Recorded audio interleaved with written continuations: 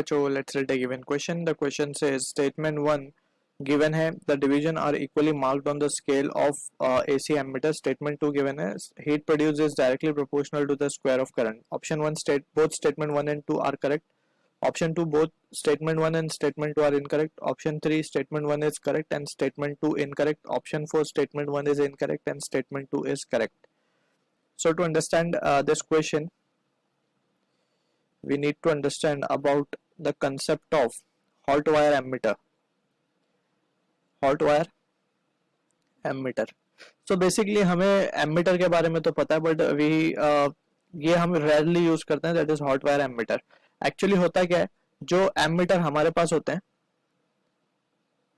that measures DC values,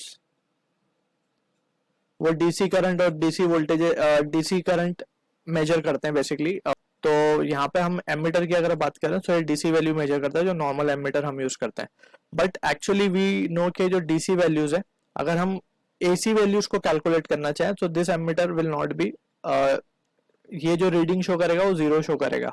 हमने zero क्यों बोला, बिकॉज वी हैव स्टडीड के करंट जो है for AC it is sinusoidal. अगर हम अपनी केस की बात करें फॉर पर्टिकुलर जो हमारे हाउस होल्ड में सप्लाई आता है, that is having sinusoidal nature and it is alternating. So alternating में बेसिकली वी कैन से के for half cycle it is positive, for another half it is negative. यानी कि direction बदल रहा है. इसका डायरेक्शन बदलने की वजह से जो पॉइंटर है इट विल फर्स्ट गो, अगर मान लें हम right, so in the next half cycle it will go left. So ये कुछ इतनी स्पीड में होगा, ये इट विल अपीयर के जो पॉइंटर है इट इज एट रेस्ट, या फिर हम उसको कहें कि जीरो रीडिंग शो कर रहा हो. ठीक है. So that is the reason we can say कि एमीटर जो है हमारे इस केस में it can not measure the value of DC. ठीक,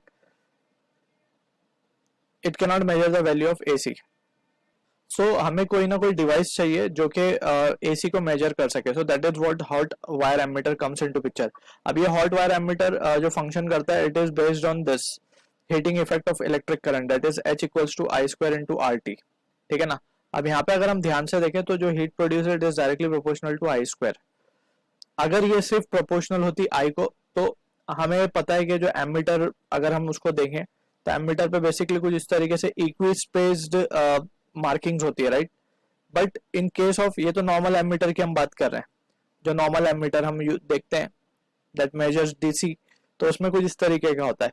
लेकिन एक्चुअल में जो हम अगर हॉट वायर एमीटर देखें, सो हॉट वायर एमीटर में जो स्पेसिंग होती है वो कुछ इस तरीके से होती है. अगर हम मान ले ये जीरो है तो ये बहुत नजदीक होगा, फिर ये सेकेंड पॉइंट, फिर ये थोड़ा थोड़ा दूर होगा, फिर ये इस तरीके से होगा.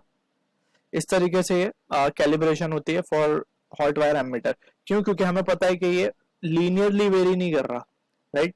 I स्क्वायर से हीट जो है, करंट जो है I स्क्वायर है. ठीक है ना. तो heat produce will be we can say के स्क्वायर टाइम्स ऑफ करंट. तो इस तरीके से वी कैन सी के जो कैलिब्रेशन है इस पे इक्वी स्पेस्ड नहीं होती. सो अगर हम स्टेटमेंट को देखें तो डिविजन आर इक्वली मार्क्ड बोला गया, so this is incorrect. So statement 1 incorrect है एंड स्टेटमेंट 2 में बोला गया heat produce directly proportional to square of current. तो स्टेटमेंट 2 करेक्ट है हमारा. सो ऑप्शन 4 जो है is the answer to this question. I hope you understood the solution. All the best.